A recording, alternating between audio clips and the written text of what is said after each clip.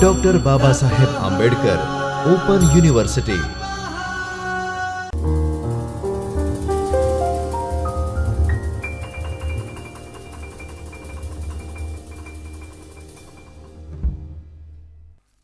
Namaskar, I Devarshi Modi from the School of Social Science and Humanities, Dr. Baba Saheb Ambedkar Open University, welcome you all on our YouTube channel, Bao Gujarat. Friends, as we are looking at TYBS syllabus for the study of a poetry paper, and we are dealing with the introduction to the forms of poetry, unit number 1. And so far in the same series, we have discussed various forms of poetry like lyric, epic, limerick, elegy, and so on and so forth. Friends, this would be the last lecture of this series of the various types and the forms of poetry. And in this very lecture, we will be dealing with idylls, epistles, satire, and the verse as a very important form of the poetry. Before we move towards the various forms that we are going to deal today, I would request all of you to kindly recall all the forms that we have discussed so far. Keep repeating the structures of those forms, keep repeating the metrical composition of those forms of poetry. It's very important. Now let us start with today's major form of poetry, which is known as idyll. Idyll is a short poem or an episode in a larger poem which describes a beautiful rural scene or incident. It is not a poetic genre in the strictest sense. It is a brief poetic images, or let's say a set of such images, and has no fixed form. They are usually passages within a larger lyric. The term is derived from the Greek word which means little form or the little picture. Friends, the idyll is a vivid visual description of an idealized or serene environment. It often creates an impression of beauty, simplicity, and harmony in the nature and presents rural life in an idealized manner. The pastorals of the Theocritus and Virgil may be considered as idylls. Other examples of the idylls includes Henry Wadsworth Longfellow's The Village Blacksmith, Alfred Lord Tennyson's English Idylls and Other Poems, and Robert Browning's Dramatic Idylls. So this was all about the form of the poetry known as idyll. Let us move further with another form of the poetry which is known as epistle. What is epistle? Epistle is a letter in verse that is addressed to a friend or the patron. There are two types of epistles on a moral and the philosophical themes. And on the romantic themes, the classical model for the moral epistle is Horace epistles. For the romantic epistle, Ovid's Heroids. During the Middle Age, the Ovidian type was very popular. After the Renaissance, the Horatian kind had a greater impact. In England, Ben Jonson was the first person to use the Horatian epistle. In the Forest, the Alexander Pope was the greatest exponent of this Horatian epistle. His moral essays and the epistle Dr. Arbuthnot are excellent examples of the epistles. Friends, so far in this very lecture, we have discussed the idylls and the epistle. Moving forward to the next form of the poetry, which is famously known as satire. What is satire? Satire could be defined as a work whose principal aim is to reduce folly or the vice. It has no definite literary form. It can exist in poetry, drama, or the prose, which means satire has no proper or special form. It can be both in prose, it can be again in poetry format. Samuel Johnson defined it as a mode in which weakness or the wickedness and the folly is censored. The purpose of the satire may be didactic at times, however, it could be used to give vent to the personal grievances. Some of the best examples of the satire in English are Ben Jonson's Volpone, John Dryden's Absalom and Achitophel. How can we forget the Macflecknoe, very famous mock epic written by the Dryden on then famous poet called Shadwell, Samuel Butler's Hudibras and Alexander Pope's Dunciad. The examples of the satire in the novel from the novel form are Sauvin's Don Quixote and Jonathan Swift's Gulliver's Travels.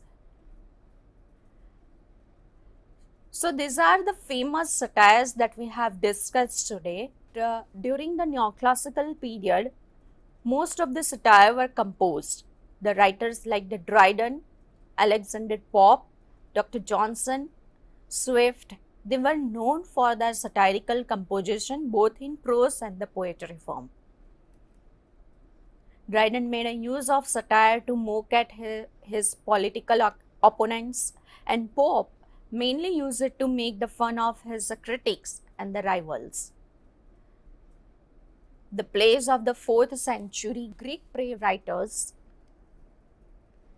Aristophanes are earliest known satires. The satire was quite popular in Latin literature too, with the writers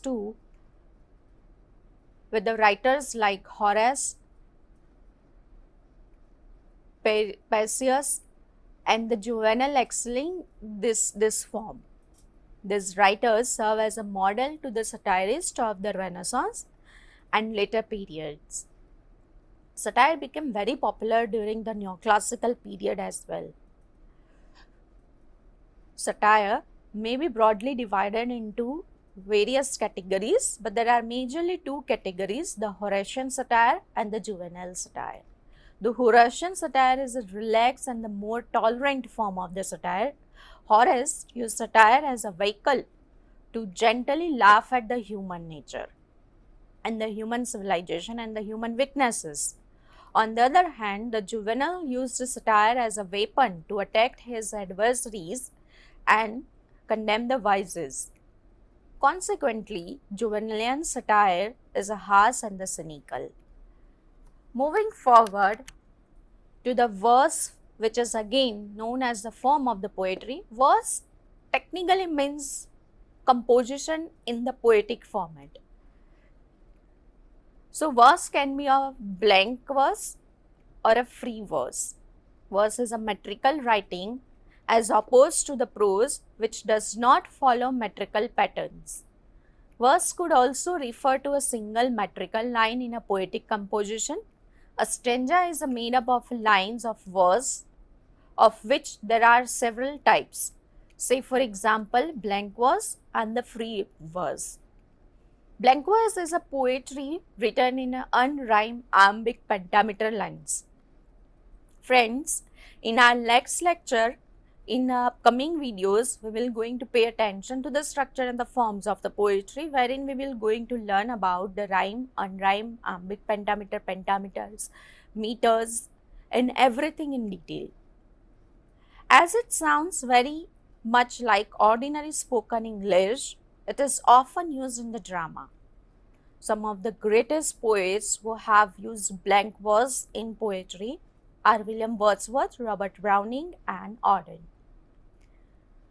Free verse, the another form of the verse, is a poetry which is not written in a regular metrical pattern. Instead of having metrical feet, free verse has a rhythm that suits its meaning and uses the sounds of spoken language in lines of a different lengths. This type of versification was very popular in the 20th century. Notable practitioners include Walt Whitman and Allen Ginsberg. Friends, so in this presentation, So far, we have learned about various other forms of poetry in the series of the forms of the poetry: epistle, satire, verse, and now moving forward to the next one, we'll be going to pay attention to the villanelle. Again, one of the important forms of poetry. What is villanelle? The villanelle is a 19-line French verse form consisting of 5 tercets followed by a quatrain. The 3 lines in each of the first 5 stanzas rhyme A, B, A. The final quatrain, a meter rhyme A, B, A, A. In addition to this, it has a 2 refrain form by repeating lines 1 in line 6 and the 12 and 18, and by repeating line 3 in the lines like 9, 15 and the 19.